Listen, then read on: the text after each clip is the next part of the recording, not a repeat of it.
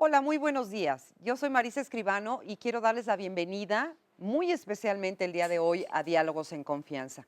Hoy es 3 de octubre. ¿Por qué hacer un programa el 3 de octubre acerca de los hechos ocurridos el 2 de octubre, el día de la gran matanza en Tlatelolco? Bueno, pues porque muchos sabemos y conocemos los hechos del 2 de octubre, pero nos olvidamos a veces de cómo amaneció este país el 3 de octubre. El 3 de octubre había desolación, había tristeza, había desaparecidos, miles de desaparecidos, madres que no encontraban a sus hijos. La Plaza de las Tres Culturas estaba repleta de zapatos tirados, de ropa tirada, de sangre. Por eso hoy que quisimos hablar acerca de este importante tema, pero ponerle cara, ponerle corazón. A veces con los años, los datos de los hechos como la matanza en Tlatelolco se recuerdan como números, tantos muertos. Sin embargo, hay rostros, hay historias que contar. Y por eso hoy, en Saber Vivir de Diálogos en Confianza, queremos adentrarnos en esa parte de los hechos ocurridos, en la parte humana, en la parte del corazón, en la parte de lo que se vivió, el terror, el pavor, la desolación, como les decía, y los miles de hijos desaparecidos que a partir del 3 de octubre, pues muchas de las familias empezaron con ese terrible dolor de saber que no se encontraban por ninguna parte o que inclusive habían sido asesinados. Quédese con nosotros, hoy tenemos a los testigos del 68. Óscar Virués, buenos días. Buenos días, mi querida Marisa Escribano, me da gusto saludarte, igualmente a todas las personas que nos acompañan en esta transmisión. Creo que haces un recuento pues muy especial de lo que ocurrió justamente hace 50 años y que tenemos que conmemorarlo, recordarlo, revivirlo, reatestiguarlo, precisamente gracias a todas las personas que vivieron esos momentos. Me parece de vital importancia para hacer un recuento de qué es lo que ha ocurrido, cómo como sociedad hemos avanzado, a quienes no nos tocó vivirlo, pero evidentemente hemos crecido con todas estas imágenes que se presentaban en un principio, pero que también ignoramos durante tanto tiempo porque fue algo que se mantuvo pues muy acallado. Entonces, por eso la importancia de tener un programa como el de hoy, y la invitación evidentemente pues es para que se unan y que todo lo que recuerdan de esta época, si lo vivieron, si tienen personas que también estuvieron en ese momento, nos lo compartan a través de las redes sociales. Será muy importante para nosotros dar lectura precisamente a todos estos comentarios. Estamos en Facebook, estamos en Twitter, estamos en la página de Facebook de Diálogos en Confianza, donde tenemos el Facebook Live, este espacio donde nos pueden mandar precisamente todos sus comentarios, pero además seguir el programa en vivo y llevárselo a donde ustedes deban de ir. Está abierta también la línea telefónica y el número para comunicarse es el 51 66 40 00.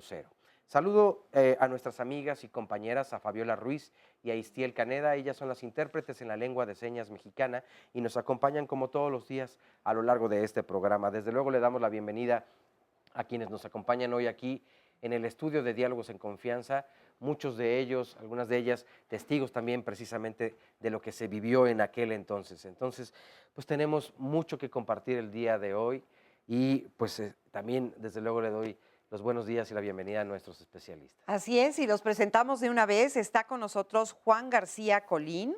Él es contador público del Instituto Politécnico Nacional, es protagonista del Movimiento del 68, maestro en administración, diplomado de periodismo en investigación, sociedad y poder y autor de la novela El pasado no se ha ido. Así que bienvenido. Muchas gracias, buenos Muchas días. gracias.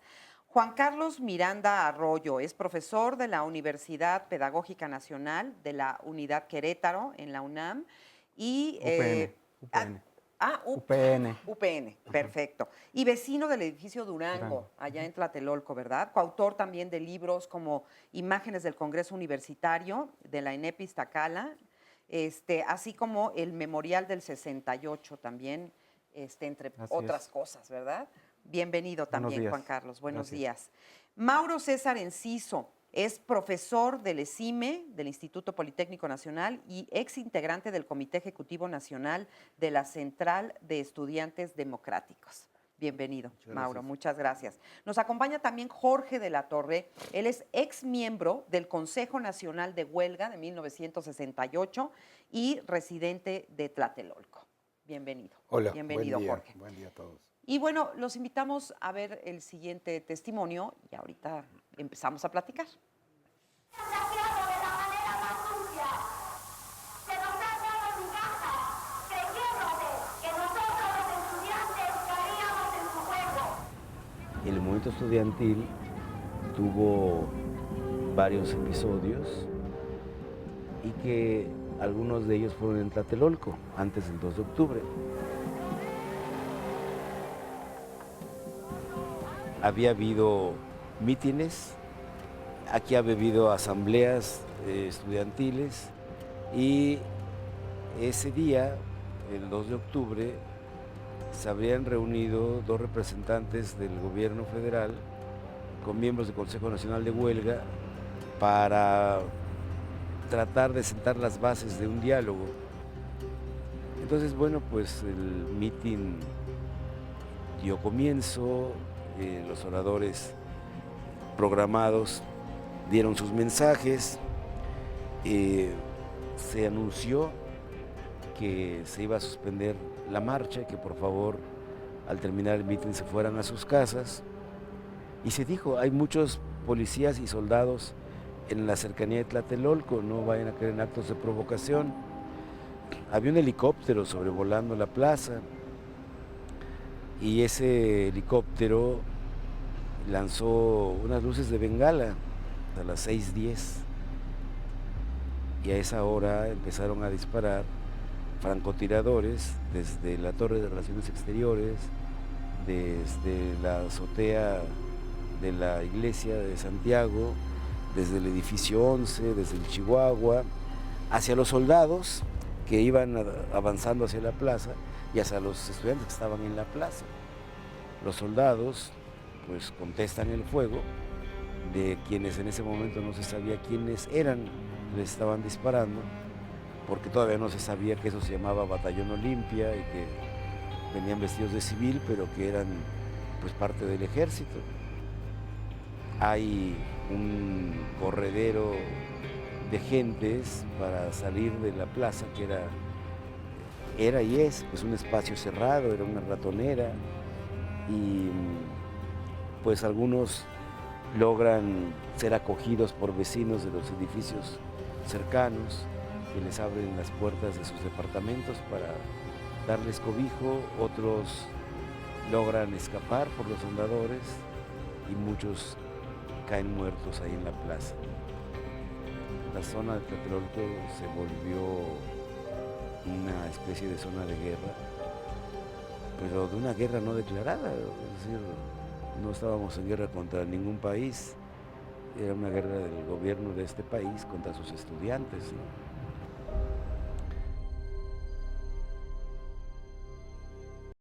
Bueno, pues justamente acabamos de escuchar y de ver a Cuauhtémoc Abarca, quien ya nos acompaña también aquí en el estudio. Bienvenido, residente de Tlatelolco.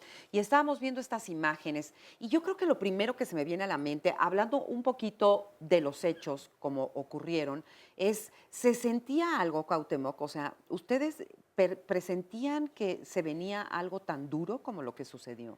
Bueno, estaba fuera de nuestra imaginación pensar que algo así podría suceder. Había habido ya varias situaciones de enfrentamiento de los estudiantes con la policía fundamentalmente.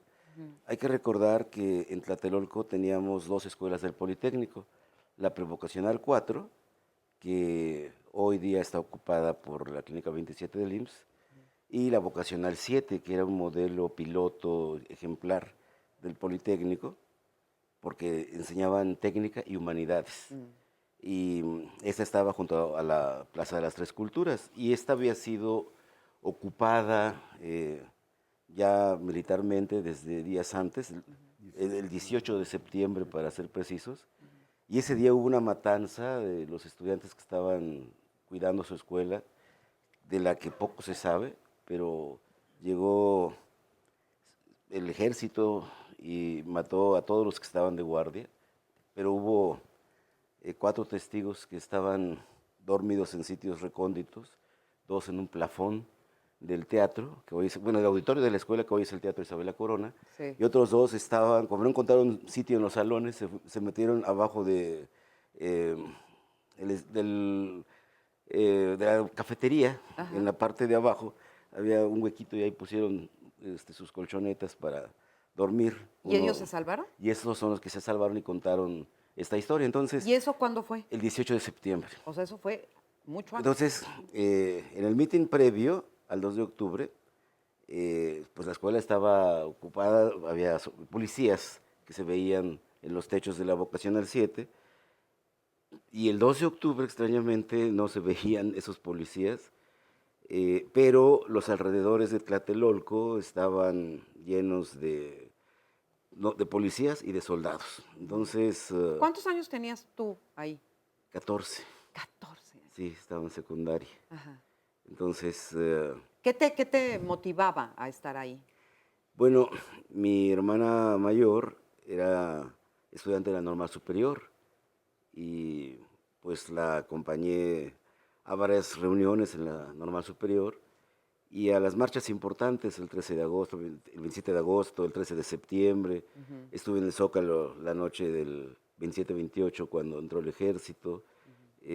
Me tocaron, bueno, hacía brigadas, me iba con los brigadistas, yo estaba, bueno, con niños de mi edad hacíamos nuestras propias brigadas para apoyar el movimiento. Sí. Entonces, pues estábamos involucrados y además en Tlatelolco, como ahorita Juan Carlos seguramente comentará, había un ambiente de solidaridad de los vecinos hacia el movimiento estudiantil, porque Sí. pues ahí, además de la simpatía que podía generar el movimiento, pues estaban estudiando hijos de nuestros vecinos, Claro. vecinos nuestros, eran alumnos o de la prevocacional o de la vocacional 7. Entonces la simpatía por esos motivos era todavía mucho mayor, ¿no? Claro. Y bueno, pues esto nos hacía pensar que no iban a permitir la marcha que estaba anunciada, pero no que iba a haber la represión que hubo, ¿no? Claro, claro. ¿Y alguno de ustedes sí sentía como el peligro latente? Bueno, mira, yo quiero decir que el 2 de octubre no se olvida y así es, pero el 2 de octubre no es el 68, es otra cosa, el 68, el movimiento es otra cosa. En todo caso, el 2 de octubre es una derrota moral y política al gobierno al federal. Ahí realmente el movimiento estudiantil, ahí lo aplacaron, lo aplastaron, pero no fue derrotado. Y tan no fue derrotado que aquí estamos, y aquí estuvieron ayer los jóvenes, ¿verdad?, en la marcha majestuosa, conmemorativa del 50 aniversario del movimiento del 68. Y fíjate, sin ¿no? embargo, Entonces es otra cosa. Nosotros Claro. creemos que hay que... no es 2 de octubre, hay mucha Así historia es, antes eso y es. mucha después Eso es lo también. que yo quiero destacar, Sí. ¿no? Que Incluso previo al 2 de octubre, cuando se tomó el casco de Santo Tomás, aquí donde estamos el día de hoy, Sí. ¿qué fue lo que sucedió? Sucedió que fue una violencia tremenda, porque en este momento, bueno, en esa fecha que fue el 23 de 23, 24. 23 la en la madrugada, tarde, 23. en la tarde que fue cuando los granaderos se enfrentaron a los estudiantes, porque aquí sí los estudiantes respondieron a la violencia que se estaba ejerciendo. Antes era pura represión, y aquí los estudiantes, para que no tomaran el casco, fue el 23 De septiembre. de septiembre por la tarde, previo al 2 de octubre. Sí. ¿Qué fue lo que sucedió entonces? Que como no podían ingresar, entonces entró el ejército de madrugada, quitaron la luz de toda esta zona para poder entrar. Y entonces, ¿qué? Fue una violencia tremenda. Pero aquí sí puedo decir que los estudiantes se enfrentaron a la violencia que estaba ejerciendo el gobierno. ¿Cómo se Y- enfrentaban? Pues con lo que teníamos, Con lo que pero era una lucha desigual porque el armamento, digamos, que tenían de última generación, voy a hablar de entonces, de Sí. hace 50 años, contra varillas, contra Piedras. botellas, piedras. Y lo que más se tenía era lo que se conocía como las bombas Molotov, que eran envases de cristal llenos de gasolina y además con una mecha o estopa, que se le llamaba, o unos trapos. Fue una lucha desigual y hubo aquí una violencia tremenda. La última escuela que tomó el ejército, que usurpó, fue ciencias biológicas, aquí en el Casco Santo. Toda esta zona. Y qué importante que lo digan, porque efectivamente todo el mundo recuerda como el trágico día del 2 de octubre, pero pues antes había habido muchísima represión ya y ya se veían estos brotes de violencia, ¿no? Efectivamente, nosotros nos dábamos cuenta desde principios del movimiento que la cosa era violenta. No hay que olvidar que el ejército estaba en las calles. El ejército desde la toma de la preparatoria de San Ildefonso, donde tiraba un bazucazo, ya había enseñado que no se jugaba. Sí. Y a mí me tocó ver ejército en el Monumento a la Revolución, en las calles aledañas al Zócalo, en algunas entradas a la ciudad. Se decía, digo, yo no lo veía, pero gente que vivía por satélite, etcétera, había piquetes de soldados. Así es. Específicamente el 2 de octubre yo estaba en Torreón. Ajá. Yo hice un mitin el mismo día, ¿sí? Vamos a una pausa Ya, rapidísimo nada más y Adelante. ahorita nos cuentas dónde estabas y qué sucedió. De acuerdo. No se vaya.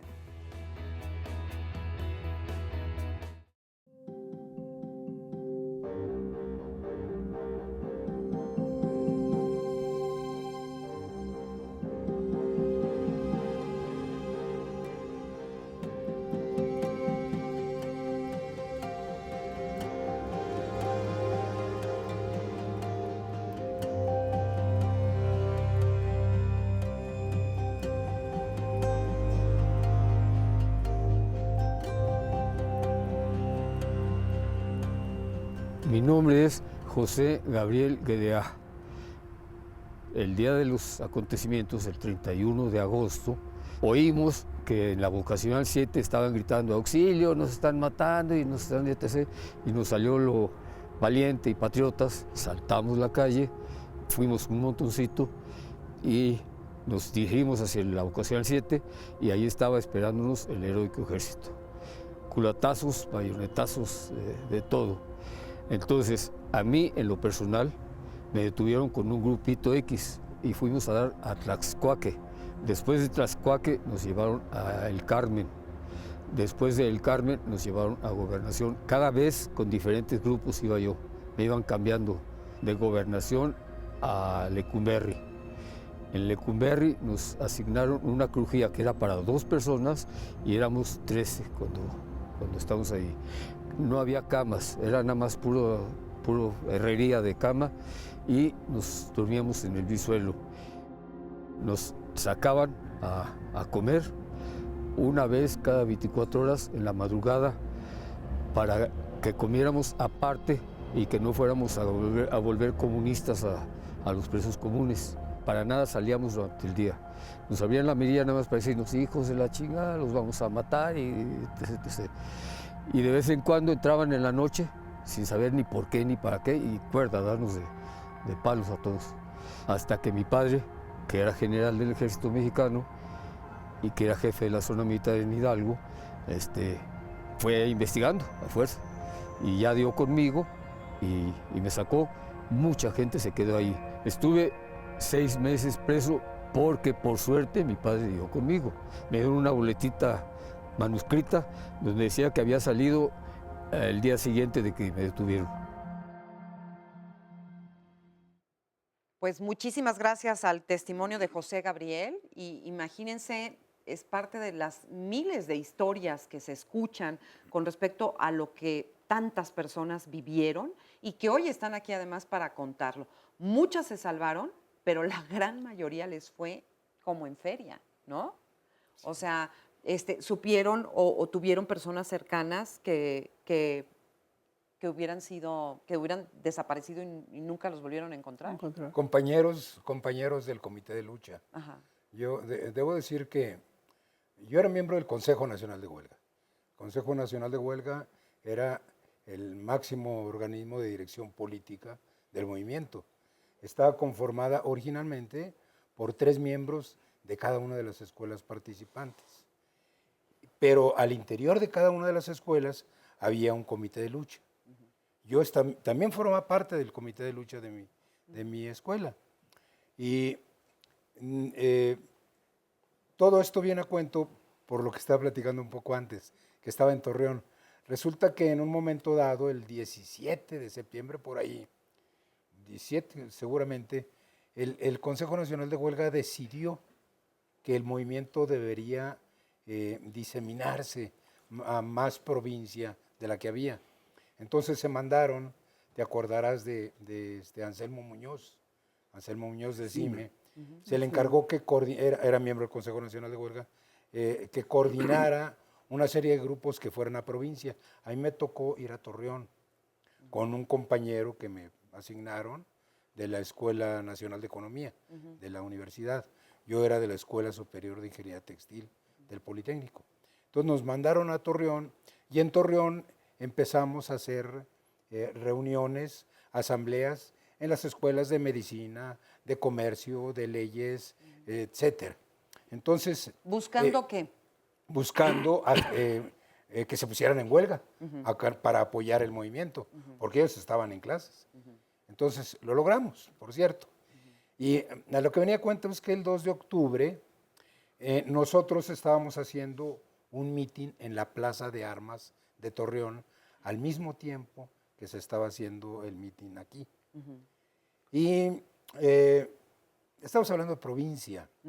En provincia, bueno, hay, sobre todo en aquel entonces, hay un carácter más confidente, más localista. Sí. Nosotros teníamos, cola le llamábamos, de la Procuraduría de Justicia del Estado.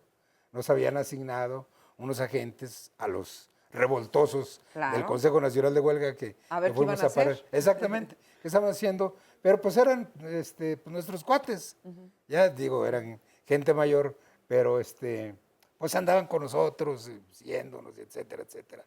¿Y qué pasó El ahí? 2 de octubre, saliendo precisamente yo, bajando de tomar la palabra, en el kiosco de la plaza, llega el procurador de Justicia del Estado, que ya había hablado con nosotros previamente, amenazándonos veladamente, diciendo, oye, pues tu mamá que trabaja en tal parte, ¿para qué la comprometes? Oye, Fernando, tu papá es una gente muy conocida, etcétera. Entonces nos dice, me va a llegar orden de aprehensión contra ustedes. Hubo en México una balacera muy grande, etcétera, etcétera. Entonces me va a llegar orden de aprehensión con ustedes. Pélense porque no respondo. ¿Sí? Y obviamente yo sí pensé, porque pues el ejército lo había enfrentado en varias ocasiones y en varios puntos. Yo pensé, qué terrible, debe haber pasado algo terrible. Claro, no había redes, no había teléfonos celulares. Ni celulares. La prensa era un absoluto silencio. Una de las más grandes consignas que teníamos, que no formaba parte del pliego petitorio, pero era prensa vendida. La prensa vendida tenía una actitud absolutamente cerrada, absolutamente secretista, falsa. Entonces, ¿Pro gobierno? Pro gobierno, obviamente. Pro gobierno. Y su tesis era que pues nosotros éramos agentes pagados del extranjero para dar una imagen desestabilizar para que las Olimpiadas no tuvieran éxito. Claro. Bueno, el punto es que era contestando un poco la pregunta de si se sentía. Claro que lo sentíamos. Sentían miedo. Y yo en lo particular, yo había enfrentado varias veces en varios puntos al ejército dialogando. No, digo, no me había agarrado catorrazos con ellos, pero en varios puntos haciendo brigadeo, como parte del comité de lucha, hacíamos brigadeo. Muy interesante, al rato les cuento un poco de esos asuntos. Sí tenía miedo. Entonces, lo que nosotros hicimos, el papá de este compañero mío, un agente de relevancia en Torreón, nos consiguió el departamento de un farmacéutico, dueño de una farmacéutica en Torreón. En su departamento nos escondimos y estuvimos escondidos ahí hasta el día 14 de octubre, ya que pasó el inicio de las Olimpiadas. Y lo que cuento es que los periódicos no reflejaban ni con mucho la realidad, pero por teléfono llegaban las noticias de los Compañeros papás y que hermanos, estaban, etcétera. claro. Porque fíjate que decían, aunque fue un movimiento evidentemente estudiantil, las familias estaban involucradas. Los hermanos, ustedes, ¿no? Ayudando a las padres. hermanas, a los hermanos que estaban en el movimiento, niños que estaban ahí, que lo presenciaron, familias enteras, madres que ayudaban con alimentos para, ¿no? O que ocultaban o que resguardaban a estos estudiantes en sus departamentos, en sus casas. O sea, realmente fue un movimiento mucho más allá que un Claro. movimiento estudiantil. Vamos a ver, porque vamos a ir intercalando cosas mientras seguimos platicando con ustedes, vamos a ver al grupo de amigos del 68 que se reúnen y que platican constantemente acerca de todo esto, acerca de lo que vivieron, y 50 años después, pues sigue marcando su vida, sigue marcando su vida. Ahorita vamos a hablar también con ellos y que nos digan eso justamente, o sea, ¿quiénes son ustedes hoy a raíz y a través de todo aquello que pasó en el 68 y que seguramente los dejó marcados? Pero vamos a ver esto primero. Una de las anécdotas más significativas que yo viví en el 68 fue cuando la Marcha del Silencio. Llegamos al Zócalo y en el Zócalo yo pude arrimarme del lado donde estaba la Catedral Metropolitana. Ahí había dos compañeros de la Facultad de Medicina, porque iban de blanco, yo no los conocía. Mediante una propina nos dejaron subir a la parte del campanario, nos dijeron por dónde, nos llevó una persona. Llegamos al campanario y cuando estaban arribando el último grupo ya, o de los últimos grupos que pudieron entrar al Zócalo porque estaba totalmente llena la plaza, empezamos a tocar las campanas. Al rato, después de estar tocando las campanas, se empezaron a salir del Zócalo tanquetas. Empezamos a ver que se ponía la situación, que iban a empezar a avanzar, y la plaza llena, pues iba a haber seguramente problemas serios. Entonces decidimos nosotros dejar de tocarlas y bajarnos. Llegamos a la calle, quisimos ingresar otra vez a la plaza, pero los compañeros ya venían corriendo hacia donde estábamos nosotros. De esa misma manifestación yo recuerdo de un hecho cuando ya nos empezaron a sacar, bueno, a barrer porque salieron las tanquetas, y había un personaje grande, él, fornido, que se apellidaba Cendejas. Ya estábamos en la calle de 5 de Mayo y sí, se dejó ir contra las bayonetas y efectivamente no lo recibieron con las bayonetas, ¿eh? Bajaron las bayonetas y chocó contra ellos y bueno, pues se lo llevaron, eso sí. Pero vamos, a mí me tocó ver eso y tengo que reconocer por la humanidad que tuvieron en ese momento los soldados que lo recibieron con ese golpe, que bajaron las bayonetas, ¿eh? De ese mismo día yo tengo otra versión totalmente diferente. Es que antes de salir corriendo, habíamos puesto tiendas de campaña en el Zócalo y unos de los compañeros se fueron corriendo hacia el Palacio y de repente regresó uno corriendo y gritando: ya salieron, nos vienen ensartando. Y volteo hacia atrás y pues sí vi el grupo muy formadito de soldados, pero nada de que traen las bayonetas acá, las venían agarrando al que alcanzaban. Y corrimos. Yo llegué hasta lo que ahora es el eje central, pasó un trolebús vacío y como pudimos nos trepamos al trolebús y todavía yo en lo personal volteé así. Todos son parte del gobierno que luchaban. Y alcancé a ver cómo ensartaban a varios. Y eso de que no hicieron nada, no, perdón, ni madres, sí hicieron. Y mataron a muchos. Yo los vi. 50 años después y la emoción y la tristeza sigue a flor de piel. ¿Qué sienten ustedes? Nada más díganme esto primero. ¿Qué sienten ustedes cuando ven y recuerdan estas imágenes? Oh, bueno, yo decía en mi intervención anterior que fue un crimen con premeditación, alevosía y ventaja, ¿no? Pero yo quiero diferir un poco del enfoque de incluso de esta conversación, porque el 68 no es tragedia solamente, no es este asunto que se ha querido magnificar de los muertos, de la represión, que sí la hubo, porque no era la primera vez que actuaba el ejército en contra de los estudiantes. Yo quiero decir que la generación del 68, la generación de los 60, somos una generación de privilegio. Somos una generación en donde se conjuntaron toda una serie de fuerzas a nivel mundial incluso. En la juventud en ese momento, a nivel mundial, estaba rompiendo con muchos tabúes, ¿no? En la música, en las artes en general, en la moda, en las relaciones interpersonales, el autoritarismo en la familia, en la escuela, en la sociedad, era muy marcado. Todo eso se estaba rompiendo.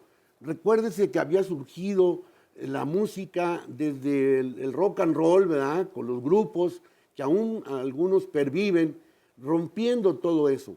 Entonces, la generación que yo digo que fuimos engendrados o paridos en plena Segunda Guerra Mundial, sus prolegómenos o sus postrimerías, o sea, la generación que habíamos nacido entre el 39 y el 52, 55 del siglo pasado, eran los participantes del movimiento, ¿no? Los más viejos empezaban, quizá estaban muy cerquitas de los entas, y los más jóvenes, como aquí el compañero Abarca y otros, compañero profesor, ¿verdad? Sí. Pues eran jóvenes que habían nacido en los primeros 62, años 50. Y justo, ¿no? fíjate, justo quiero Y- saber, tú tenías que 6 años, 6 años. 6 años en el 68.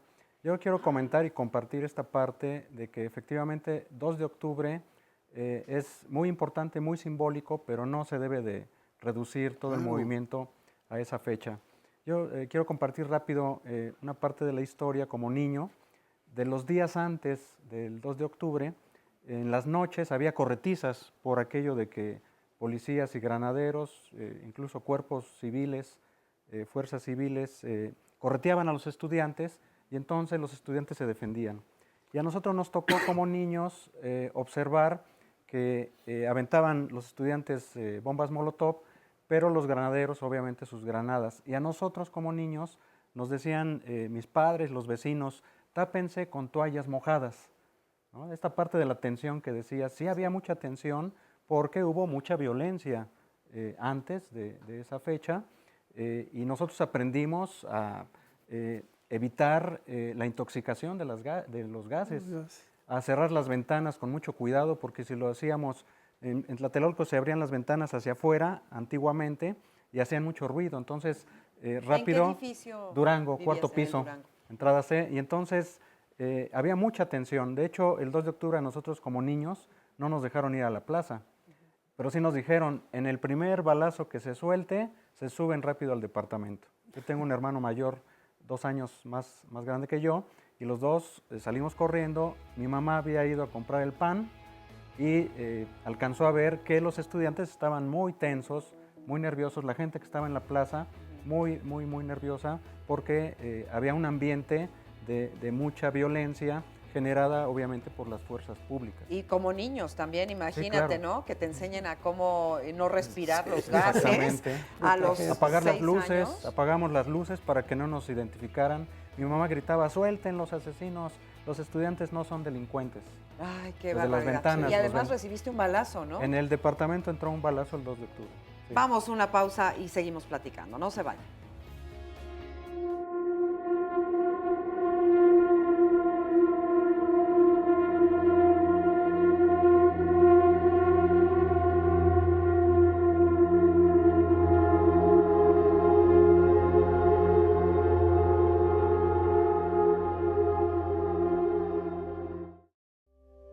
Soy Laura Gamis.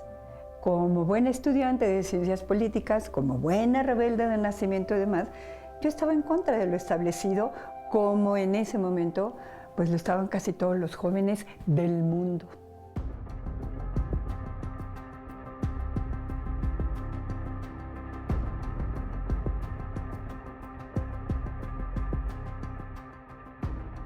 Ciertamente hubo muchos papás que dijeron no y pescaron a sus hijitos, y algunos, los que podían, desde luego, los mandaron inclusive fuera del país. Otros casi los encerraban en su casa. Otros, como el mío, bueno, peleaba todo el tiempo porque su leitmotiv era el miedo. el miedo de que nos pasara algo. Mi papá también en algún momento fue encarcelado, mi papá fue perseguido. Él era del Politécnico, precisamente. Él fue inclusive presidente de la Federación de Estudiantes Técnicos. Viví, pues, algunas noches hasta muy tarde en la universidad. Yo robaba cositas de la despensa de mi mamá, por ejemplo, para llevarles a mis compañeros que se quedaban de guardia. Y te hablo de mí, pero eso hacíamos muchas y muchos. Vivíamos un ambiente de tensión permanente, de miedo permanente, pero al mismo tiempo, te digo, traíamos una adrenalina porque estamos participando en algo que puede mejorar las condiciones de nuestro país, en el riesgo de ser reprimidos. Lo mismo si estabas hablando en un mercado, pues de repente te podían llegar policías o bien gente que de entrada no entendía de qué se trataba y también te atacaba. Pero algo que era muy interesante era la participación de las bases y la participación de las mujeres. Hubo mujeres que fueron muy importantes, sobre todo en las discusiones que se hacían y en la forma en que se iban esclareciendo ciertos temas. Después del pasmo y del impacto terrible que nos causó a todos el 2 de octubre y que discutíamos obviamente y yo confrontaba a mi papá porque pues él trataba de justificar las acciones del gobierno y decir no, y es que sí, que no sé qué, y de repente se soltó llorando.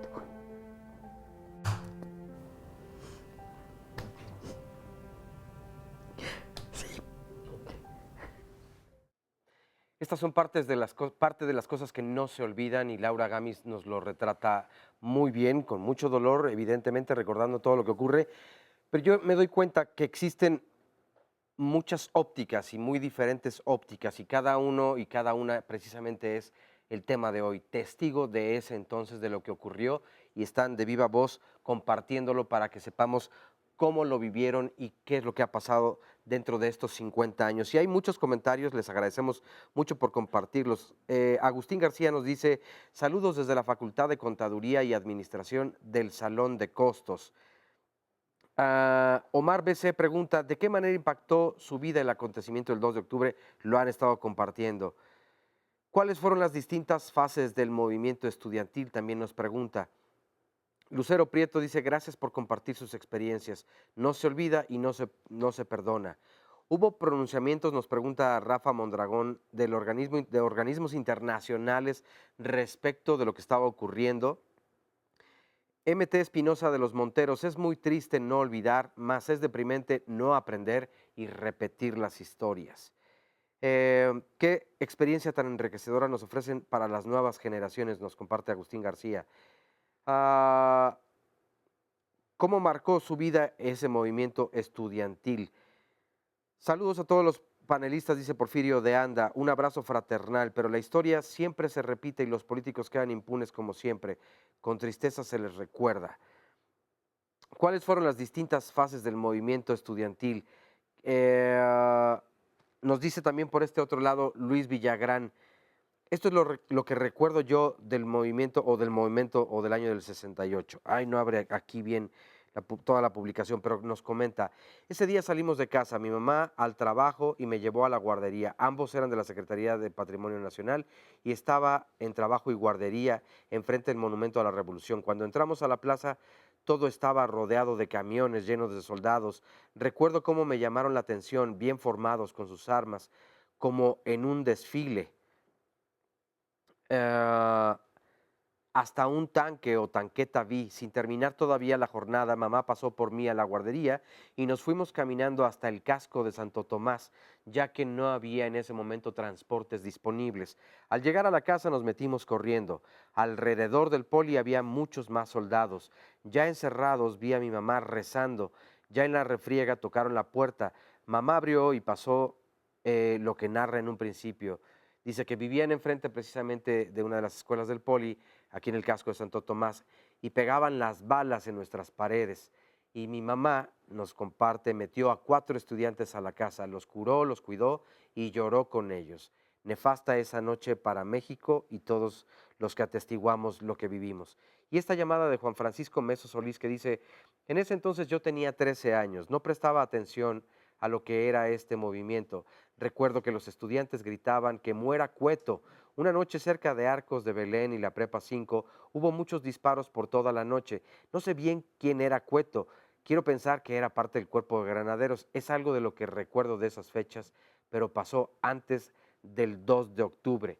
Y es que en ese momento mucha información no se sabía y no se podía repartir. Entonces había también una gran ignorancia, había miedo por parte de muchos, otros tenían información, pero muchos otros no, y desconocían lo que ocurría. Entonces, por eso creo que es muy importante lo que todos y todas nos están compartiendo en este momento. Pero bueno, además, allá tienes muchos más testimonios, mi querida Marisa Escribano. Así es, Oscar, así es. Estamos con Enrique Espinosa, que viene, además nos hace el favor de venir desde Zacatecas a platicar esta mañana con nosotros. Y bueno, tengo entendido que tú, Enrique, tenías 19 años cuando Así fue es. el movimiento del Sí. 68. Te encontrabas con tu mamá en la Plaza de las Tres Culturas, Sí. frente al edificio Chihuahua. Así es. ¿Y qué fue lo que viviste ahí en ese momento? Sabemos que además que te ha costado muchísimo trabajo poder como salir Superar, ¿eh? emocionalmente de eso, pero cuéntanos un poquito, estabas ahí y de repente se escuchan los balazos, ¿qué hacen? Bueno, llegamos muy temprano. Llegamos como a las 4. Yo iba a salir a brigadear y ese día llegó mi madre de Zacatecas. Yo me vine cuando tenía 16 años a México. Me salí de la casa y me vine a vivir acá. Pude entrar a la preparatoria. En ese momento estaba en la preparatoria, terminando mi preparatoria. Ese día ya no pudimos salir a brigadear y llegó mi madre y se metió al cuarto y vio los volantes, los Che Guevara, bombas Molotov que teníamos ahí en el cuarto, un cuarto de estudiantes. Llegamos muy temprano a la plaza, y alrededor de 4:30. Entonces la dejé un momento y yo subí al tercer piso a ver a alguna compañera de la escuela. Subí y había ya en las escaleras algunas personas que no identificaba. Y al subir vi a un tipo con pistola. Entonces yo pensé, dije, ¿a poco sí es cierto que traen los estudiantes armas? Pero subí hasta el tercer piso, no vi a la compañera. Y al querer bajar no me dejaban bajar. Entonces tuve que aventar con mi codo al tipo que no me dejaba bajar. Y me bajé porque estaba mi madre abajo. Ya subí con ella, estuvimos ahí platicando y yo pensaba, ¿no? Pues, ¿por qué no me dejaba bajar? Y bueno. Te interrumpo un poquito por falta de tiempo, pero sí. quiero que me cuentes esa parte en donde te agarran y te llevan al campo militar. Claro que sí. Cuéntame. Perdón. Bueno, llega la hora del meeting y empieza a hablar uno de los, el primer discurso, y siguieron algunos, pero en ese momento los helicópteros que andaban, uno de los helicópteros avientan unas luces y yo volteo a ver y veo las luces que van bajando. Estaba volteado hacia la parte donde bajan las luces. Y volteo y veo adelante de nosotros en las escaleras a más de 10 tipos con guante blanco, el batallón Olimpia, y con la mano derecha nos empezaron a disparar. Y veía que todo el mundo empezó a correr, entonces yo agarré a mi madre y traía una gabardina y la tapé y la eché al piso. Empezamos a sentir que nos disparaban de arriba y nos rozaban las balas prácticamente zumbando. Sí. Cuando llegaban al piso rebotaban. Entonces era una refriega muy nutrida de balazos. Sí. Y hay un momento que se detiene Entonces alguien grita, agarren a ese. Y yo volteé para todos lados, pues éramos nosotros. ¿Ese eras tú? Ese era yo. Y llegan varios tipos, me agarran dos. Y me paran y me llevan, agarran otro a mi madre, uno, y la agarra de los cabellos, se la lleva, y a un amigo que estaba ahí que se quedó con nosotros. Y nos suben al tercer piso. Ahí había una mesa, ahí estaban todos los líderes del consejo, los que estaban participando, y mi madre queda al otro lado de la mesa, y veo como un tipo empieza a manosearla y a quitarle todo, y otro tipo por acá también nos empieza a quitar todas las cosas. Y me dio mucho coraje ver cómo trataban a las mujeres, sobre todo a mi madre, y lo único que yo me grabé en ese momento era que cuando yo saliera de ese episodio iba a matar al tipo que estaba maltratando a mi madre, ¿verdad? Entonces, en ese momento me agarran y me meten a un cuarto con Luis González de Alba y me sientan ahí en una cama, y Luis González de Alba estaba a un lado en una máquina de coser, también sentado con las manos atrás nos pusieron, y vi un guante blanco abajo de la cama y una ventana estaba abierta. Entonces yo me quería escapar para ver, me preocupaba mi madre, ya en ese momento el movimiento salió No, pues de ahí mi ya mente, es la ¿sí? vida y las personas, ¿no? Entonces nos cuidaba un tipo, llega un momento que se sale y agarro el guante y me lo empiezo a meter, pero era muy chiquito y nomás logré meterlo un poco. Entra el tipo y me jala el guante y hace un ruido tremendo. Y me dice, a ver, ¿qué traes ahí, hijo de la quién sabe qué? Y ve el guante y dice, con que muy listo. Me empezaron a golpear mucho. Entra otro tipo y entre los dos me empezaron a golpear mucho. Y yo nomás sentía que me escurría sangre y perdí el conocimiento. Para esto Luis con los ojos me decía que no lo hiciera. O sea, pero, no provocar, ¿no? Sí, y veía la ventana y él me decía muchas cosas con su vista, porque no nos podíamos mover. De ahí te llevan además al... Sí, ya después me sacan y me pasan como por mucha agua que estaba cayendo y despierto. Como que despierto, realmente no estaba muy... Estabas en shock. Sí. Y me bajan a los elevadores del tercer piso, de la planta baja del edificio Chihuahua, y me ponen ahí con las manos en alto. ¿Cuánto tiempo estuviste preso? A finales de octubre me sacaron. No sé la verdad cuánto tiempo estuve preso. Tengo entendido que toda esa etapa, todo ese momento, digamos, de tu estancia en el campo militar es medio borrosa del maltrato, los golpes. Sí, todo ese tiempo yo ni supe de mi madre hasta después, ni ella sabía de mí. ¿A ella la soltaron? Me platica que un militar la sacó y que la puso en un taxi y que la llevara, o sea, no traía dinero y ya fue con unas amigas, etcétera. Pero me dice que en Zacatecas ella era amiga del gobernador en ese momento y que le dijo, ¿sabes qué? Ahorita no puedo hacer nada. Algunos días después, no sé cuántos pasaron, pero me dice que la llevaron a la casa de gobierno donde había un cuarto, donde había dos cadáveres. Y le digo, mira, te voy a llevar para que veas lo que están haciendo con los muchachos y a ver si reconoces si alguno de los dos es tu hijo. Entonces me dice que la llevó y que le platicó este señor gobernador que estos muchachos se habían bajado del tren y bajándose del tren los mataron. Me acordé ahorita por lo que platicaban que salía una provincia. Sí. Y efectivamente, tengo entendido que después del 2 de octubre salieron muchos compañeros a informar de lo que estaba pasando y a pedir el apoyo, ¿no?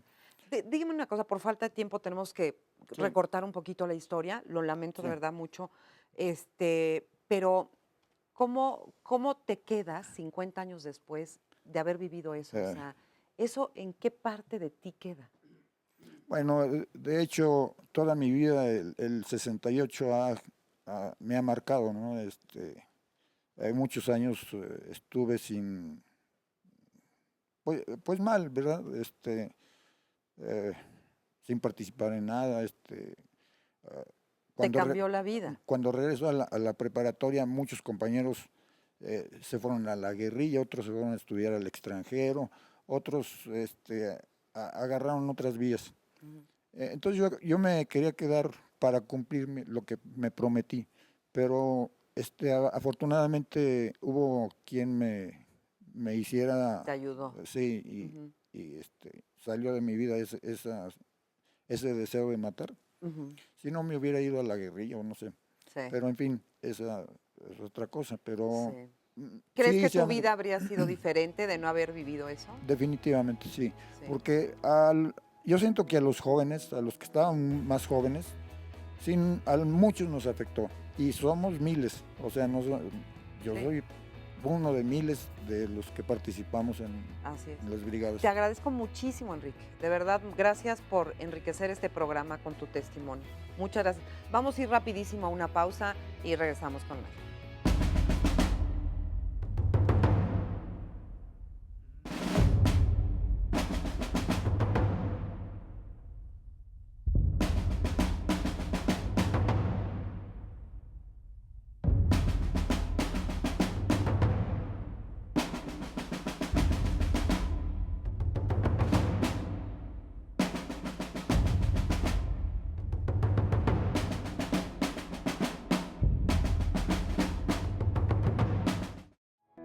Estamos de vuelta aquí en Diálogos en Confianza. Bueno, y mañana tendremos un programa que es para festejar artesanías, una forma de vida. Y es que según el INEGI, más de 12 millones de personas viven en México del comercio de las artesanías, una actividad que se estima contribuye al Producto Interno Bruto en 490,000 millones de pesos. Y evidentemente sabemos cada uno y cada uno de la gran variedad de artesanías que hay en el país, a lo largo y ancho de toda la República, y es algo que tendremos que festejar, pero evidentemente que pasar a las siguientes generaciones para que no se pierda nada de esto, que forma parte muy importante de nuestra cultura. Mañana en punto de las 9 de la mañana.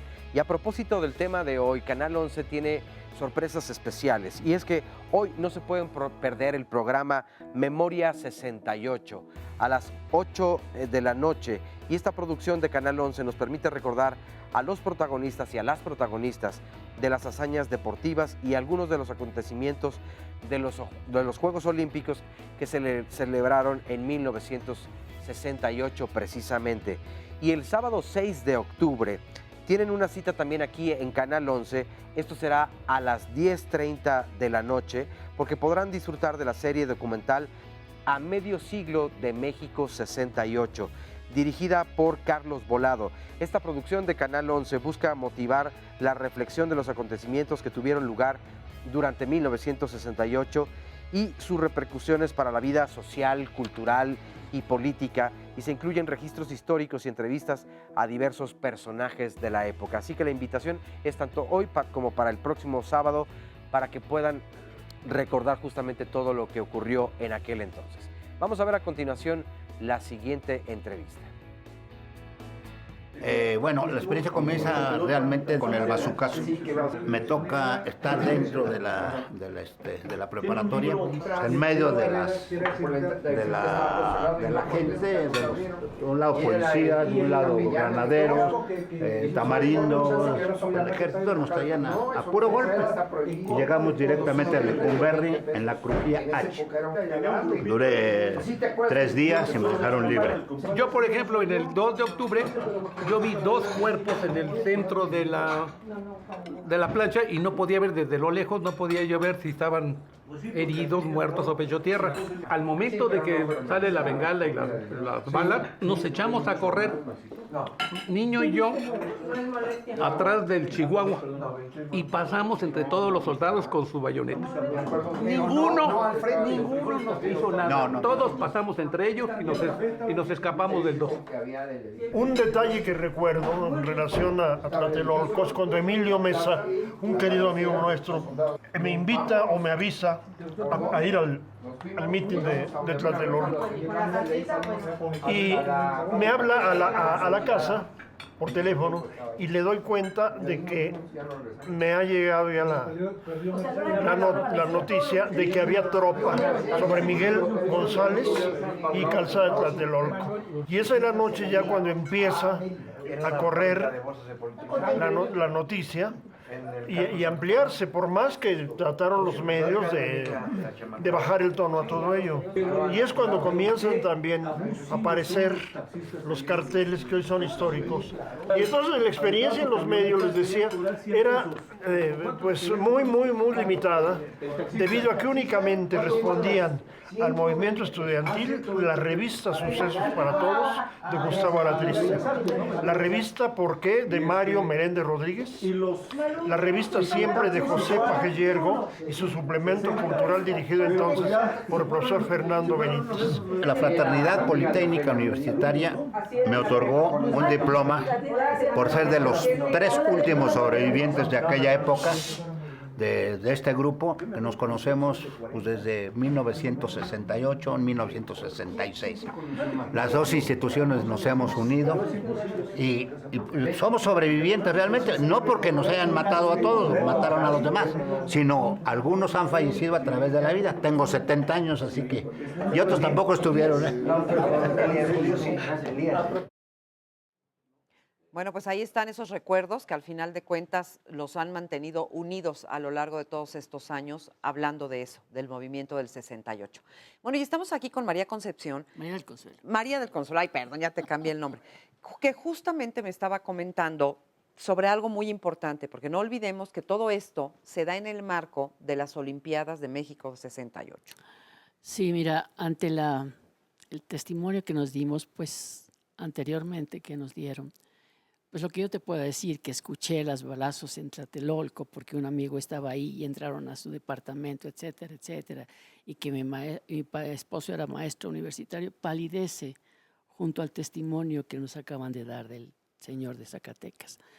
Pero hay una cosa que tenemos que tomar muy en cuenta, que nosotros no teníamos en ese tiempo ni WhatsApp, ni ninguno de los medios, ni celulares, ni nada, que ahora han servido para comunicar todas las tragedias que hay en diferentes países.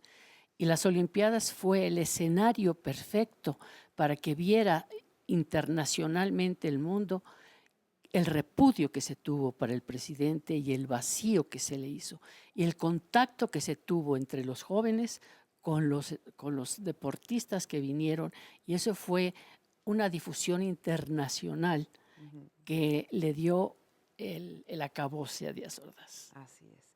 Qué importante esto que dices, porque efectivamente, o sea, las noticias tardaban en llegar en esos tiempos. No era como ahora, que tenemos... No, y eran reprimidas también. Y además eran reprimidas. Entonces, ese repudio que se le dio en ese tiempo al presidente en turno... Precisamente cuando se inauguraron. Sí. Y eso lo vio todo el mundo. Todo el mundo. ¿Verdad? Muchas gracias por dárnoslo. Vamos para allá, nada más un momentito, rápidamente, para poder platicar aquí con Luis brevemente y que me digas un poco cómo estás tú hoy con respecto a todo lo que viviste en el 68. Mira, yo creo que mi vida hubiera sido diferente, así como se habla de un México de antes del 68 y de un México después del 68, pues los países los formamos personas y somos igual antes y el después. Yo te quiero decir que ese día, a lo mejor la experiencia mía es un poco especial. A diferencia de los amigos de Tlatelolco, yo no, es de las pocas veces ahora que vengo a hablar de esto. No que me haga daño, sino que no quiero hacerlo. Pero le diré, yo fui alumno de Vocacional 2 y ya me agarra el movimiento en el CIME y en el conservatorio. Yo soy actor y director teatral desde hace 56 años, desde los 12 años de edad. Y siempre haciendo teatro en las comunidades, etcétera. Evidentemente nos sumamos al movimiento haciendo teatro, brigadeos, etcétera, ¿no? Voy al meeting y fui acompañado, más bien me invitó Fernelli Vallejo Garamendi, el hijo del gran líder ferrocarrilero de Demetrio Vallejo. Nosotros en la familia tuvimos siempre la suerte, yo digo que la suerte, de tener contacto con gente muy valiosa en el movimiento social mexicano. Somos una familia obrera, pero Demetrio Vallejo llegó a vivir allá a la colonia industrial, hoy Tepeyac Insurgentes, en la calle de Buentono, 390 vivía él y nosotros en el 381, y nos hicimos muy amigos de su familia y allá conocimos a Otón Salazar, conocimos mucha gente. Entonces, me dice Fernelli, vamos al mitin, le dije, vamos, y me llevé un primo que no tenía así como mucha conciencia de nada de lo que pasaba en el mundo, Meño, le decíamos Manuel, y ya estando en el mitin, yo participé en todo el movimiento, pero estando en el mitin, cuando salen las bengalas y todo esto, que lo ha dicho todo el mundo, empezamos a correr y más bien empieza a correr la gente, yo me quedo todavía a lo mejor como artista buenote, levanté las manos y decía, no corran, nos vamos a aplastar, nos vamos a lesionar, no corran. Y la gente corriendo, rebasándome, hasta que hay un momento que descampa, o sea, pasa la gente, iban corriendo hacia las astas banderas, y veo a los soldados literalmente con las bayonetas agarrando a la gente literalmente como si fueran salchichas, horrible. Dije, puta, esto es en serio. Entro así como un shock y empiezo a correr, pero ya no alcanzo a salir. Brinco de las astas banderas para abajo, que no son 20 centímetros, es bastante alto, pero corrías lo que fuera. Sí. Y ya no pude salir, entonces cuando voy ya viene el ejército de este lado y de repente siento una lucecita atrás y era una de las ventanitas de la puerta del elevador del 2 de abril.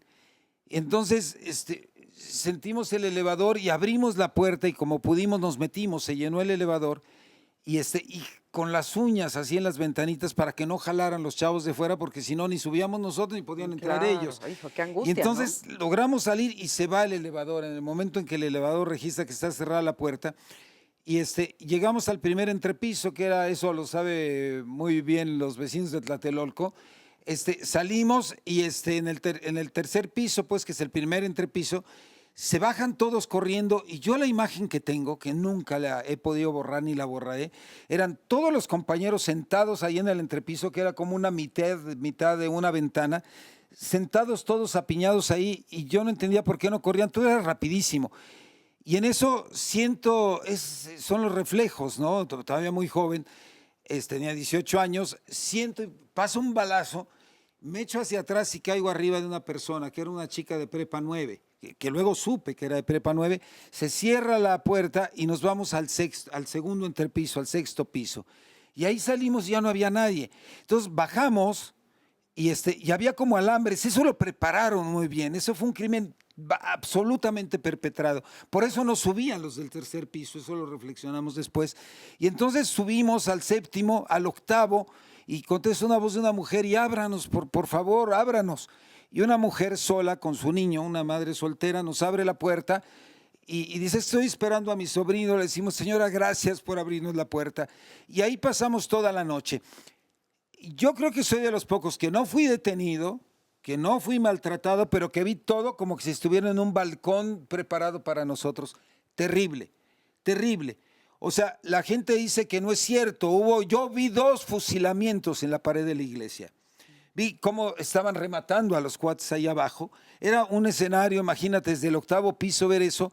Y hubo un momentito en el que yo sentía así un shik, y empezó a caer polvo y nos echamos hacia atrás, incluso rompimos la mesa de centro de la señora de su sala y decíamos, ¿qué está pasando? Era tal el shock que yo no me caí el 20 de que nos estaban matando, ¿no? Todavía hice la tontería, te acordarás, Cuauhtémoc, cómo son los edificios, que eran muy anchas las ventanas. Todavía me paré de lo alto de la ventana a lo largo a ver qué había pasado. Y de repente siento un trancazo en el metal afuera, en el metal, y dije, nos están disparando. Hasta ese momento, o sea, yo creo que el tipo estaba a esta inclinación. Si hubiera estado un poco más lejos, me cruzan completo. Y entonces ahí estuvimos. Todavía pude comunicar a la casa de mis padres. Yo ya no vivía desde los 17 años con mis padres, pero me comuniqué. Y ese número no lo olvido nunca, el 171341. Y me dijo, mamá, dice, ¿dónde estás?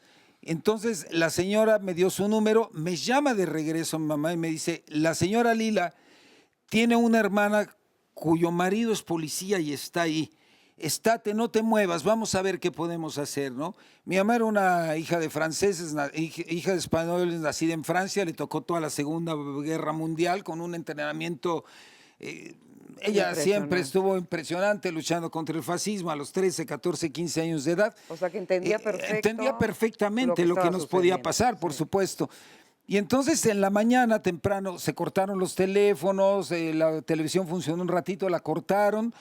Y al otro día en la mañana, todavía me alcanzó a llamar, me dijo, va a ir, dice, es la hija de la señora Lila, le dicen, dice, no sé si es la pelona o otra de sus hermanas, pero a ver qué hacemos. Temprano como que, bueno, vino la balacera de las 11 de la noche, aproximadamente 11:20. Yo casi estoy seguro, no digo casi porque no lo vi, pero el edificio se cimbró gruesísimo, y el edificio temblaba. Yo creo que mataron a todos los chicos que estaban en el tercer piso. Yo estoy casi seguro que los mataron a todos porque no podían ni bajar porque estaba el terror abajo, ni pudieron subir porque había alambres. Y no catearon hasta el 8º piso, yo creo que habrán llegado al 5º, al 6º. Y en la mañana esta chica de prepa, que no me acuerdo su nombre, ni me acuerdo el nombre de la señora, fue como entrar en un shock de no acordarme de nada. Dice a la chica, yo voy a bajar y voy a ir por el pan. Y regreso. No sé quién sea, a lo mejor no está viendo ahorita, pero una solidaridad que había en ese momento. Ella ya había salido, pudo haberse irse a su casa. No, regresó con el pan. Sí. Y me dijo, ten cuidado, Luis, porque usábamos el pelo largo como buenos artistas y demás. Y me dijo, ten cuidado, Luis, porque sí están deteniendo particularmente a los varones. Ella llegó, dio como a las 11:30 de la mañana y llegó la hermana de esta señora, tocó la puerta con mucho cuidado. Su marido era de los guantes blancos, pero ella tenía la credencial en su casa y su edificio, porque vivían en Tlatelolco, estaba pasando el eje central, le cayó un bombazo y le tiró la mitad de la fachada de la planta baja. O sea, ellos mismos salieron afectados, ¿no? Sí. Y me dijo, vámonos, Luis. O sea, la historia que tengo es, tú eres mi sobrino, me viniste a visitar y evidentemente estás escondido porque pasó algo y vine por ti y vienes con tu novia. O sea, te salvaron. Y me sacaron de ahí, nos fuimos a la casa de la señora y pude ver la destrucción que hubo. Y bueno, la caminada luego de la chica de la prepa y yo hasta Manuel González, creo que es, ¿no? Era terrible porque sentías los soldados por todos lados, las tanquetas y luego de todas esas imágenes vistas durante la noche, una cosa terrible.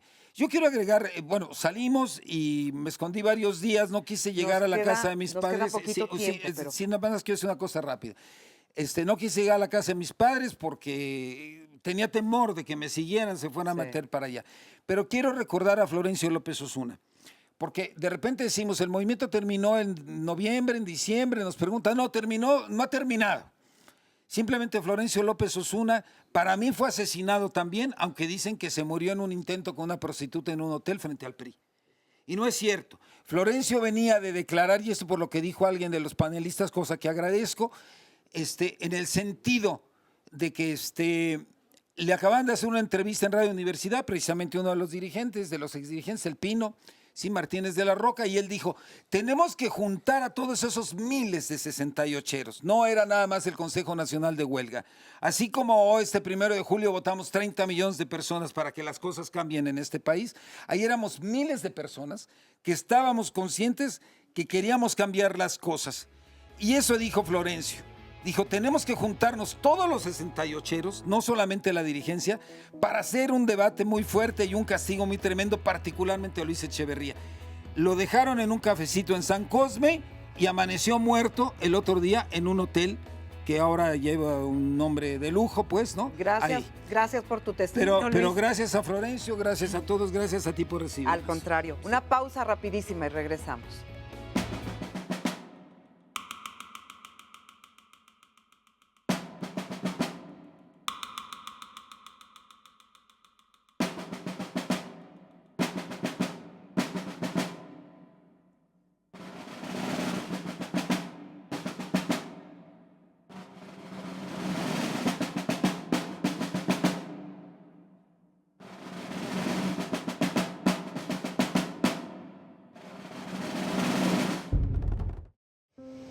Me llamo Aurora García, yo tenía 9 años, yo vivía aquí en la colonia Hipódromo de Peralvillo.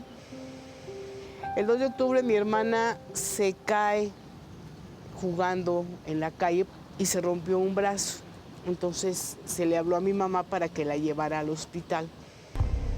Y ya no pudo pasar de acá de Flores Magón hacia el exhipódromo porque ya estaba todo cerrado, todo taponeado. Y tuvo que irse corriendo hacia Calzada de Guadalupe Misterios para poder atravesar de aquel lado de la colonia con mi hermana y con el yeso. Y al poco rato ya se empezaron a oír pues, lo que yo decía que eran cohetes. Hasta Julián Carrillo llegó una nube de gas lacrimógeno. Entonces le picaba a uno mucho, no podías mucho respirar ni nada, y aparte tenía yo una prima que acababa de parir y tenía una bebecita. Entonces teníamos que correr para salir y no aspirar, no respirar eso que picaba tanto. Y así nos la llevamos porque aunque fue el 2 de octubre, todos los días había balazos, todos los días había ráfagas. Y nosotros tuvimos que irnos de la colonia todas las noches, como por 8 días, porque todas las noches llegaba hasta allá el gas lacrimógeno que seguían aventando aquí para pues que no hubiera ningún tipo de movilización, ni mucho menos, ¿no?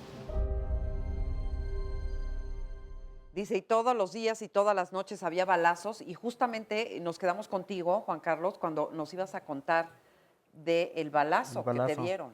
Sí, en el departamento, en el 4º piso, entró una bala. Después de la primera balacera, por ahí empezó a las 6, como a las 8 entró esa bala, y al seguir la trayectoria, días después, atravesó una ventana, un muro completo, y estalló, bueno, rompió la ventana del baño. Este era un departamento de 2 recámaras, de los departamentos de edificios más pequeños. Y entonces hay una ventanita hacia el baño y explotó adentro del baño, floreó el plafón y parte de la puerta, la parte interna, y notamos que era una bala expansiva. Y por su trayectoria y por su poderío, no era más que de una tanqueta o de un tanque. Entonces, eso fue lo que ocurrió y para nosotros fue una verdadera tragedia, ¿no? Que hubiera ese tipo de armamento, de tal manera que el terror fue enorme para nosotros. Así es, y estamos recordando que tú tenías 6 años. 6 años y mi hermano 8. Y tu hermano 8. Y mi mamá nada más. Los 3 ahí ¿Y qué dentro del recuerdas, baño. por ejemplo, qué recuerdas de tu mamá en ese tiempo, digamos, de la angustia y de la desesperación por protegerlos Sí, claro, a ustedes? mi mamá tenía 24 años y entonces se identificaba mucho por ser joven con el movimiento. De hecho, antes del 2 de octubre ella gritaba para que defendieran a los estudiantes. Y por otro lado, su actitud siempre fue, o sea, le quedó muy claro a ella que la violencia no venía de parte de los estudiantes. Y también su actitud fue de mucha solidaridad, mucho terror, por supuesto. Platica que ella pensaba que iban a catear todos los departamentos. Entonces, esa era la expectativa y el terror que se creó.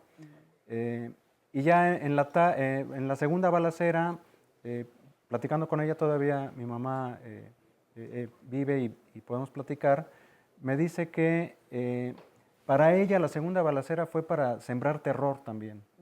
Que esa segunda balacera, para que ya los vecinos no salieran, para que se terminara de hacer el operativo. Para tomar el control. Sí, ¿no? el control. Y de hecho, los días posteriores al 2 de octubre, Tlatelolco fue convertido en un estado de sitio, como si fuera una posguerra. A nosotros nos tocó ver a los soldados, cambio de guardia, cómo comían después del 2 de octubre. Okay. ¿Y tú estuviste preso, Mauro? Sí, así es, mira, pero el asunto es, yo quiero insistir en 2 cosas, ¿no? Primero, el movimiento no es el 2 de octubre, sí es, ya dije, un crimen de lesa humanidad. Y hay responsables, porque los responsables que ordenaron eso, Echeverría, Díaz Ordaz, García Barragán, entre otros, pues ellos han sido juzgados, ¿no? Sí. Incluso tenemos que recordar que Echeverría fue preso en su domicilio, producto del genocidio del 68. Pero el 68 tiene antecedentes, tiene consecuencias que lo explican. Y eso es lo que tenemos que esclarecernos. El 68 no es como un relámpago en cielo escampado que sucedió. Sí había condiciones muy, muy adversas que venían desde los años 50 y todos los 60. Las represiones en Sonora, al movimiento médico, el asesinato de Jaramillo, a nivel nacional. Y a nivel internacional estaba lo de la guerra de Vietnam, lo de Argelia, lo de Cuba, el movimiento guerrillero en América Latina. Sí, era una época muy efervescente. Exactamente. Y había una gran inconformidad de la juventud de los 60 en contra del status quo. Entiendo, mira, entiendo perfecto que no se quiera nada más dejar todo en la matanza del 2 de octubre, Claro, porque tiene eso muchas es muy implicaciones importante históricas que- mucho más importantes. Sí. Sin embargo, en este programa estamos tratando de ver como a manera personal, ponerle esta parte vivencial de los que sí vivieron eso, para que los jóvenes de hoy conozcan y sepan lo que vivieron ustedes. No creo que no te haya marcado en tu vida el hecho de haber estado en Lecumberri. Así es, mira, efectivamente, yo fui apresado mucho después del 2 de octubre. Yo fui preso a partir de noviembre del 68, ¿no? Y fui apresado por ser miembro de la Juventud Comunista y del Comité Ejecutivo Nacional de la Central Nacional de Estudiantes Democráticos, que era un proceso que se venía dando varios años atrás del 68 y que había estado en las demandas de Morelia, que habíamos hecho la marcha por la Ruta de la Libertad en febrero del 68 pidiendo la libertad de los presos políticos y en particular de los presos políticos estudiantiles, y el ejército nos detuvo saliendo de Valle de Santiago, adelante de Salamanca, en ¿Y Guanajuato. cuánto tiempo estuviste preso? Yo estuve detenido el 9 de noviembre del 68 y por una equivocación del propio gobierno salí el 24 de diciembre. Yo no estaba programado, ese día salió una gran cantidad de compañeros del movimiento en Lecumberri, yo no estaba y fui el último que salí, porque no estaba programado. Todavía salí con el uniforme de la cárcel. Y eso fue un fin de semana, el 24 de diciembre. Pues al inicio, a la siguiente, dictaron orden de reaprehensión contra mí. Pero pues me tuve que esconder, obviamente, ¿no? Y eso tuvo algunas consecuencias definitivamente en mi vida, ¿no? ¿Qué te deja eso? Bueno, pues una gran frustración, un gran odio a la policía, ¿no? Yo recuerdo que saliendo de ahí, mi familia vivía entonces en Ciudad Obregón, Sonora. Yo soy oriundo de Sinaloa, mi familia es sinaloense. Entonces vivíamos en Ciudad Obregón. Y recuerdo que me tocó ver una película en donde, de policías y ladrones, en donde el perseguido por la policía, que era un gángster, sale una vez con una ametralladora y rocía a los policías, y eso yo sentía pues un gran alivio, porque eran mis enemigos en ese momento, ¿no? Claro. Entonces había una gran frustración. O sea, la represión continuó. Fuimos detenidos cuantas veces se podía. Después del 2 de octubre siguió habiendo detenciones por parte de la policía, ¿no? Claro. Y el ejército había sido utilizado muchas veces por el gobierno, por el Estado mexicano, para reprimir los movimientos juveniles y estudiantiles en el país. Y una pregunta, ¿las Olimpiadas de verdad sirvieron para callar el movimiento, para, digamos, como para darle vuelta a la hoja, para distraer? Por supuesto. Sí, fue un gran distractor. No hay que olvidar la cifra, mientras la gente, bueno, los medios de comunicación, que no eran muchos, por ejemplo la televisión, pues era lo que hoy es Televisa, que tenía otro nombre, ¿no? Telesistema Mexicano. Sí. Y había su noticiario estrella que era de Jacobo Saludowski, 24 horas. Pues ellos minimizaron todo lo que pasaba, falsearon los hechos, y los Juegos Olímpicos pues eran la nota del día, ¿no? En el memorial, la estela que está ahí en la Plaza de las Tres Culturas, se reproduce un poema de Rosario Castellanos, muy gráfico, ¿no? Donde dice que el banquete prosiguió, no hubo cambio en el programa, los medios dieron como noticia el estado del tiempo. Y bueno, eso es cierto, ¿no? Los Juegos Olímpicos fueron un perfecto escudo para tapar los hechos que eran, pues, bueno, nosotros que vivimos en Tlatelolco, pues fueron diferentes las situaciones a otras partes, porque aquí lo que decía la segunda balacera y todos los hechos, bueno, crearon una situación de psicosis en los vecinos. Muchos empezaron a emigrar el día siguiente, y sobre todo en la zona de la tercera sección, que es la que va del eje central a la Reforma, donde hoy se concentraron los hechos, pues fácilmente emigró entre el 40 y 50% en el tiempo posterior de quienes residían en esa época. Y los que ahí vivíamos, pues no teníamos la situación, era muy desagradable. Había tanquetas en las bases de los edificios ahí del Chihuahua, del Tamaulipas, del Nuevo León. O sea, que tenías el constante recordatorio. No podíamos hacer una vida normal. Sí. Mi hermana fue detenida ahí en el Chihuahua, en el tercer piso, con el consejo de huelga. Y bueno, cuando quisimos ir a buscarla, pues el ejército no nos dejó acercarnos. Yo esa tarde no había ido al mitin y a lo mejor pues eso me salvó la vida, ¿no? Pero no podíamos acercarnos. Al día siguiente pues no pudimos llegar hasta la plaza, hasta el Chihuahua fue que pudimos llegar a la base y ya no nos dejaron acercarnos a la plaza. Y cuando veníamos de regreso hacia el Yucatán, que era donde yo vivía, el Yucatán es de los edificios chicos de Tlatelolco, el más pegado a Reforma. Cuando íbamos ahí pasando por el Tamaulipas, me acuerdo que mi mamá pues vio a los soldados ahí en una tanqueta y les empezó a gritar, asesinos, malditos. ¿Qué pasó con tu hermana? Y los vecinos o las personas que estaban en ese momento por ahí, yo me acuerdo que rodearon a mi mamá y le dijeron, véngase señora, no le vayan a hacer algo a estos malditos. Y nos protegieron, bueno, mi mamá y a mí, ¿no? Mi hermana estuvo pues en calidad de desaparecida, la anduvimos buscando en hospitales, en el forense, en cárceles y todo. Y bueno, la encontramos como a los 3 meses en el campo militar número 1, viva, afortunadamente, ¿no? Pero pues esa era la doble angustia de estar viviendo las consecuencias de esa situación y además hacerlo en Tlatelolco. Claro. De hecho, nosotros tuvimos la pérdida de muchos vecinos, los que murieron, los que emigraron, y nos cambió el panorama, ¿no? La vocacional 7 hoy es un fantasma, el gobierno la destruyó, o sea, no existe piedra sobre piedra. Sí. Lo único que queda es lo que era el auditorio, que ahora es el Teatro Isabela Corona. La prevocacional 4, pues ya no existe, ahora es una clínica hospital del Seguro Social. Y bueno, la vida de la unidad cambió por completo.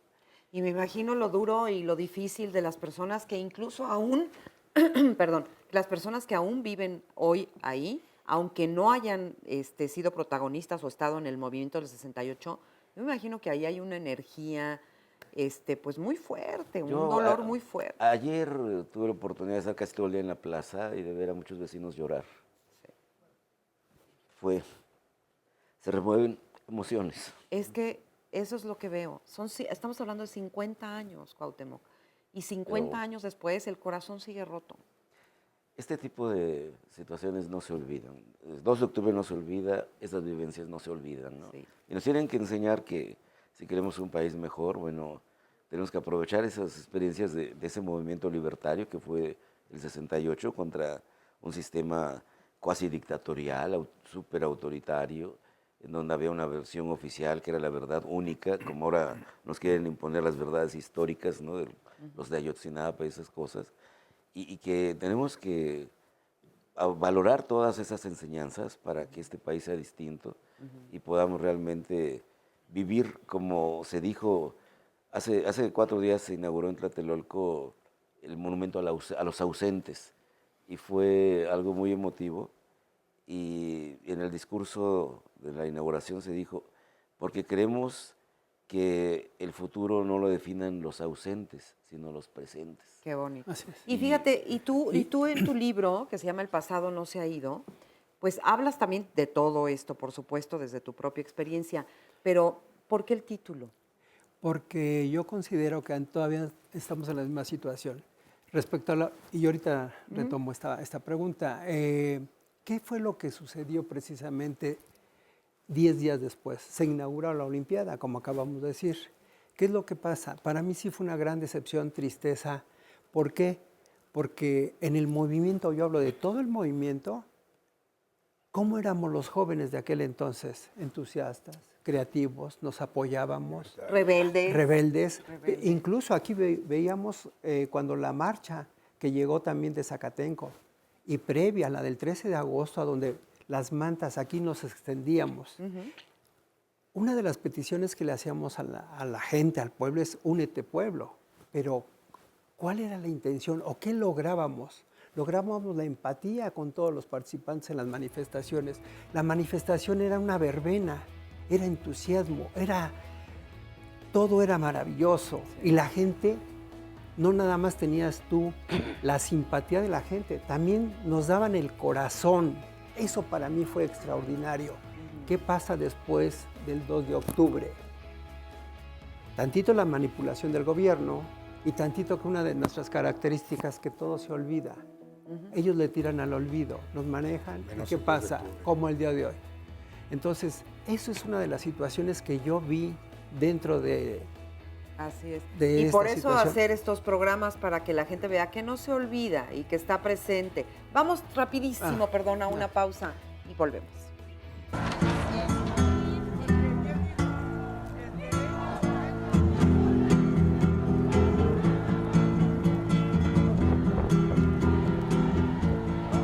Yo vi la sangre de un niño brotar.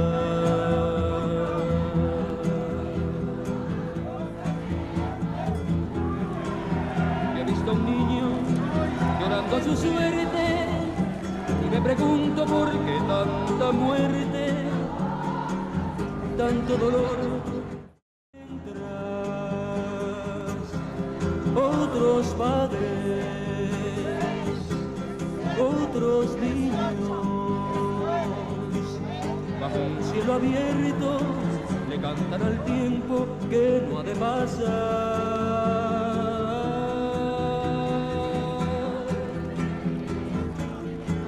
Yo vi la sangre de un niño brotar.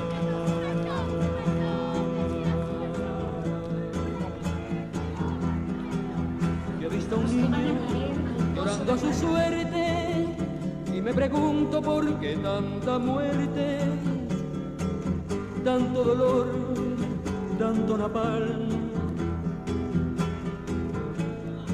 Pues vi la sangre de un niño brotar.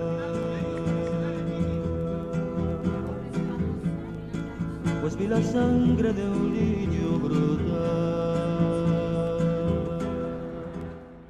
Estas imágenes que estamos viendo, que acabamos de ver en nuestra pantalla, son justamente de la marcha, parte de la marcha del día de ayer. Así estuvo esta marcha y estábamos comentando aquí en el panel justamente la gran cantidad todavía de jóvenes que, dice Jorge por acá, tienen ganas de participar, necesitan expresarse.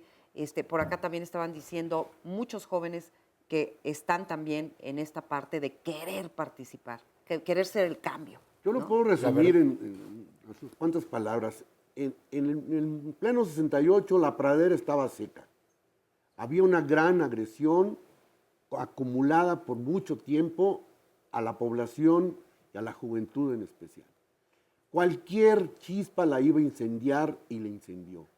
Hoy nuevamente la pradera está seca. Así es. Con estos crímenes que están sucediendo a lo largo y a lo ancho del país, pero también a nivel internacional la pradera está seca. Entonces debemos esperar que cualquier chispazo la va a volver a encender.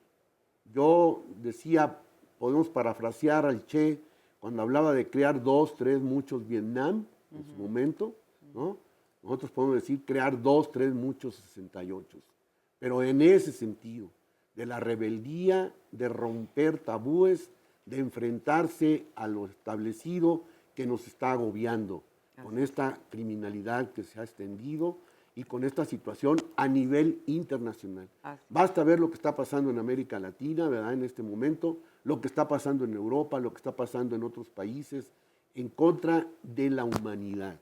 La concentración del poder en unos cuantos, lo económico y lo social, y la distribución de la miseria en grandes extensiones de la población. Habrá Y esto, que nuevamente, atención. la palabra está seca y cualquier cosa lo puede incidir. Sí, Sí, ahora con esa pregunta yo invitaría a los jóvenes, porque ellos no lo vivieron, no lo sintieron, y tal vez los jóvenes de hoy, tal vez los jóvenes anteriores tampoco lo vivieron y no lo sintieron. ¿Qué es lo que podemos hacer ahora con los jóvenes? Que vean cuáles fueron las causas que originaron el movimiento del 68.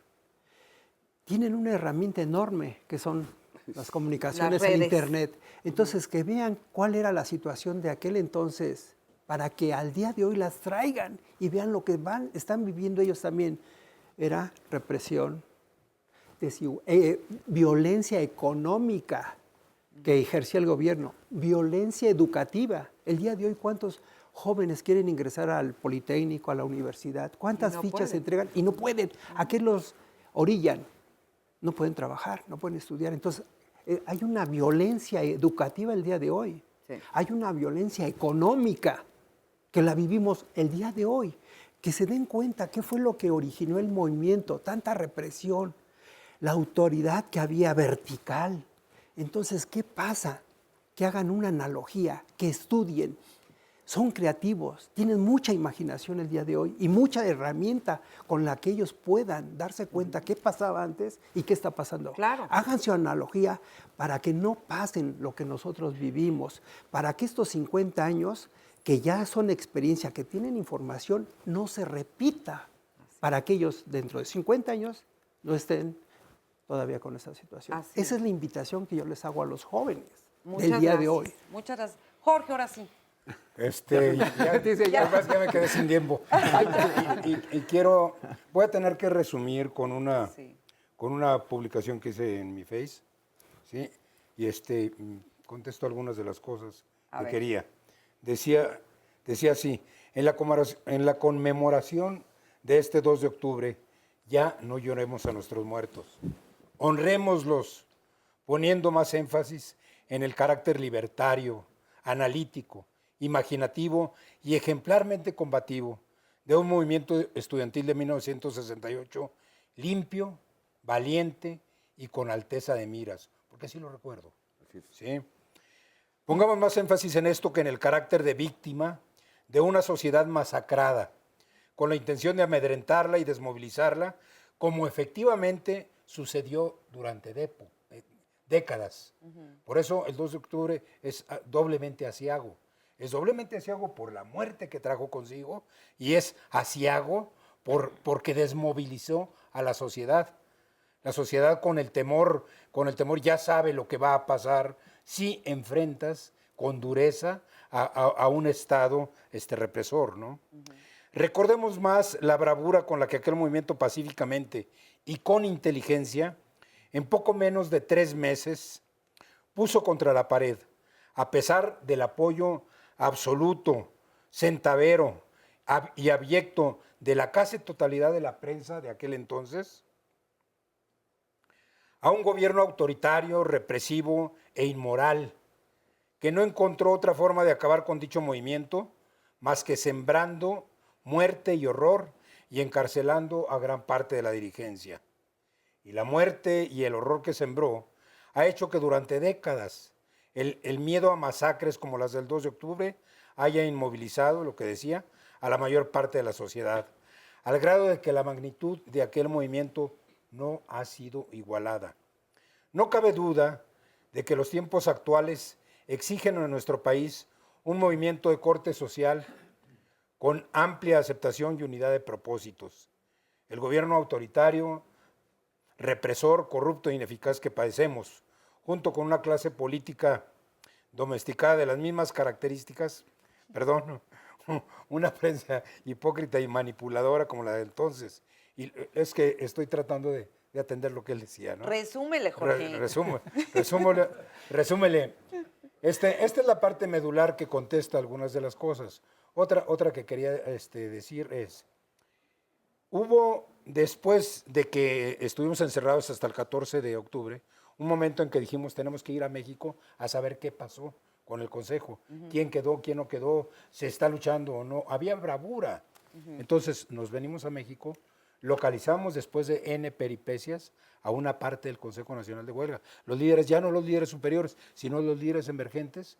Hicimos durante un buen tiempo, tú ya te habías ido a la cárcel, por cierto, te mencionamos en aquel entonces, hicimos algunas asambleas y vimos que ya no había condiciones para seguir el movimiento, por dos cosas. Primero, la represión, las órdenes de aprehensión que teníamos muchos de nosotros, pero también, porque fíjense, la sociedad, los alumnos mismos se negaron porque decían, la reacción, la derecha, que era entonces, porque decían, ya hicieron lo que quisieron, ya perdimos una gran cantidad de clases, tenemos que volver a clases y etcétera. Y por otra parte, los padres, que eran quienes, el pueblo que realmente apoyaba a los estudiantes, ya no dejó, ya dio la instrucción a sus hijos de ahí muere, etcétera, etcétera, y se acabó el movimiento. Por eso aquí lo recordamos. La parte viva Vamos de aquel entonces. contigo rapidísimo, Oscar Virués, en lo que voy yo para allá. Nos dice Lourdes Pérez que esta experiencia quede grabada en el corazón de todos los padres de familia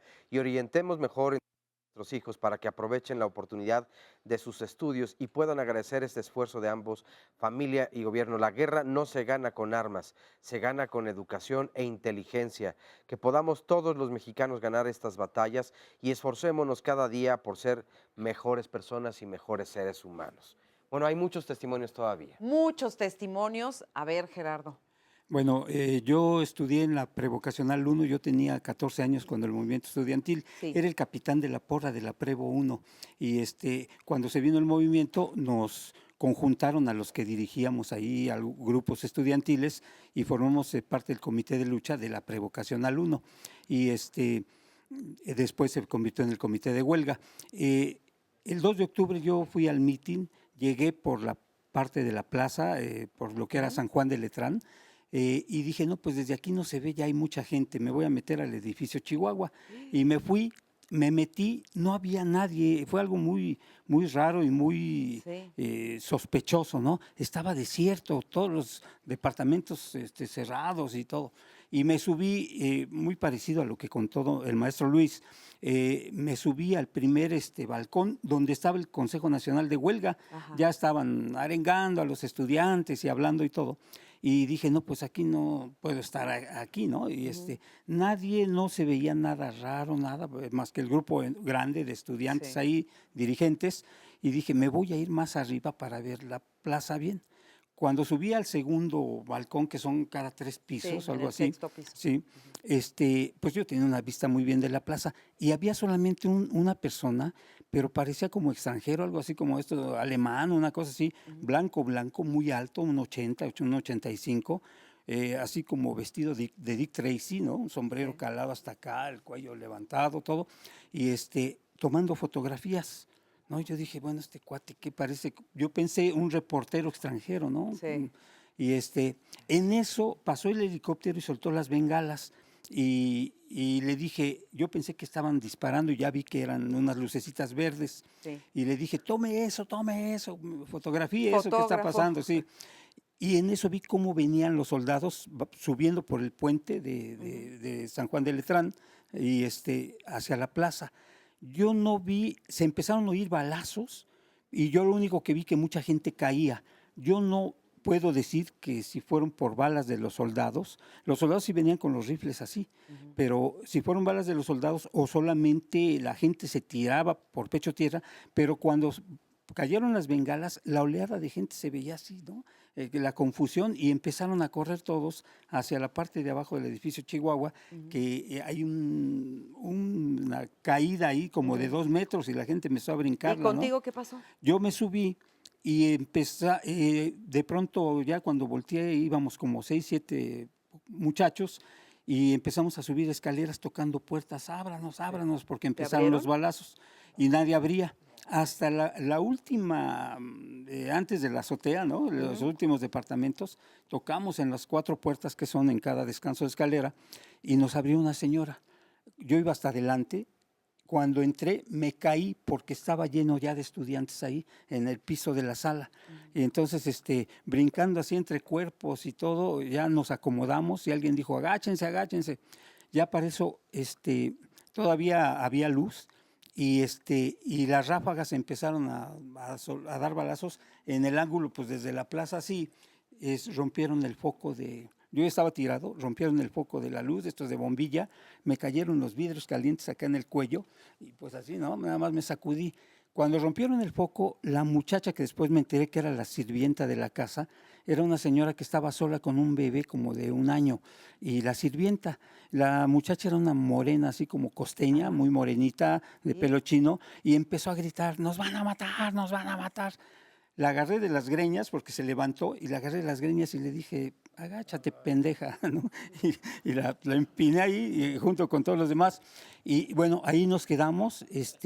Pasaron mucho tiempo y después muchos balazos, muy constantemente, y ráfagas de ametralladoras. Después la señora nos dijo, allá hay una recámara que está desocupada, la uso de cuarto de planchar, y pásense para allá. Y nos metió, éramos como unos 30 jóvenes. ¿Cuánto tiempo estuvieron ahí? ¿Hasta el día siguiente? Hasta el día siguiente. Pues ya como a las 2 de la mañana, que es lo que quiero contar rápido, a las 2 de la mañana empezaron a catear los edificios, los departamentos, y oímos como los gritos, ¿no? No nos maten, y salgan, no sé qué, y con palabras y todo. Lo que tengo aquí todavía es el ruido de estos casquillos de los soldados de metal en los tacones, cómo subían las escaleras, y pegaban, yo me supongo que con los rifles, y de pronto tocan la puerta ahí, todos así, ¿no? Con el corazón saliéndosenos por los oídos, por todos lados. Y de pronto va la señora y dice, cállense, no hagan ruido. Y va la señora con un valor que recuerdo muy bien, y va y abre y dice, ¿qué quiere? Mi hijo está durmiendo, tengo un hijo chiquito, está durmiendo. Tengo que revisar. ¿Quién está aquí? Pásele. Le dice, pásele. Abre la puerta de la recámara donde estábamos todos así sentados alrededor y a mí me quedó la puerta así hacia un lado y nada más vi la silueta del soldado, su casco, el rifle con bayoneta, voltea, nos ve a todos, se sale, da media vuelta, se sale y dice, cierre la puerta, está todo bien. Y se oye que le dice afuera, le dicen, ¿qué pasó? Aquí no hay nadie. Ay. Y oigo cómo se van las pisadas hacia abajo. De verdad, yo lo único que quiero decir, hermano soldado, también eres mexicano. Gracias, que Dios te premie esa valentía, esa hombría, esa nobleza de no haber dado la voz de alarma porque pudiste habernos salvado la vida a los que estábamos ahí. Les salvó la vida. Nos salvó la vida. Muchas gracias. Es lo que yo quería decir. Gracias, y gracias por compartirlo. Muchas emociones, muchos testimonios. De hecho, nos queda, no sé si un minuto de programa. No nos va a dar tiempo de presentar a todos los testimonios en vivo en este momento, pero nos vamos a quedar con ustedes ahorita, una vez que termine el programa, para grabar sus testimonios y meterlos en las redes sociales de Diálogos en Confianza, para que ahí puedan todos escuchar los testimonios que el día de hoy nos faltaron.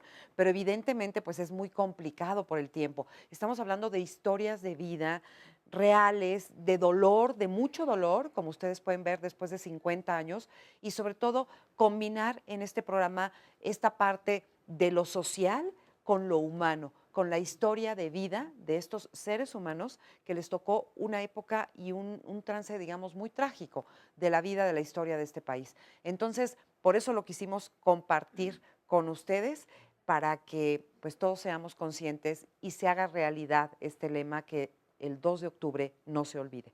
Muchas gracias a todos los que han hecho posible este programa, gracias a los que están aquí, a los testimonios, a nuestros invitados especiales, a usted que nos está viendo en la televisión, pero sobre todo también, y sí lo quiero decir, al equipo de Diálogos en Confianza que elaboró y que hizo que este programa fuera posible. Nos despedimos, muchas gracias y seguiremos en contacto más adelante.